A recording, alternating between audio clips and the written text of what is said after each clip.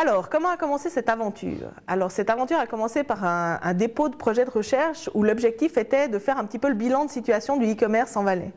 Alors, pour ce faire, on a commencé par identifier les pure players qui étaient actifs sur le marché valaisan. Et cette démarche a été un petit peu difficile parce que qu'est-ce qui différencie un acteur du e-commerce qui se positionne en Valais pour vendre dans l'ensemble de la Suisse ou qui se positionne à Zurich? Quelque part, c'est égal. Donc pour nous, ça a été un premier travail de fond de chercher les e-commerçants qui étaient présents localement. Donc on les a trouvés, on les a fait se rencontrer, on a eu des discussions formelles et informelles. Et au final de cette première rencontre et de ces rencontres qui ont suivi, en est sortie une association. Aujourd'hui, l'association est formalisée, elle s'appelle Eclose ou eClose. Et l'idée, c'est pour eux de gagner en synergie en se mettant ensemble autour d'une même thématique qui est le e-commerce. Le deuxième point du projet, ça a été de rencontrer les acteurs actifs en Valais, mais cette fois avec un vrai commerce, un commerce traditionnel, et qui souhaitaient accéder à la vente en ligne pour toucher un marché géographique plus étendu.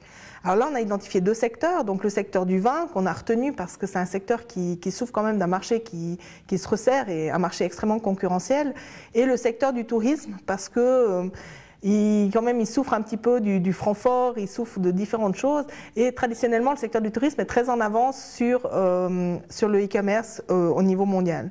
Donc ces deux secteurs nous ont intéressés. L'un parce que quelque part, il est un peu émergent, comme ça le marché du vin sur Internet, c'est encore pas très abouti comme business model. Et l'autre, le tourisme, parce que c'est vraiment là que le consommateur moyen est tout à fait d'accord de faire ses transactions les plus courantes. Voilà, alors ça c'était le deuxième pas. Et le troisième pas, c'était de dire, et nous en tant qu'école, qu'est-ce qu'on peut offrir à ces entités? Donc on a eu deux réponses. La première réponse pour le marché du vin, c'était de mettre en place un laboratoire.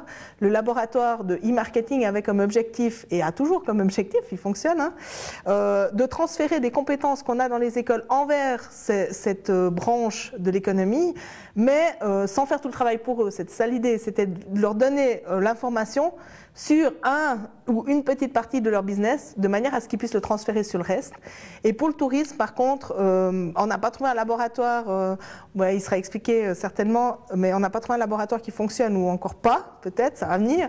Et on a décidé plutôt d'aider cette branche à travers des formations à la carte et des démonstrations d'outils qui feront l'objet d'une autre vidéo.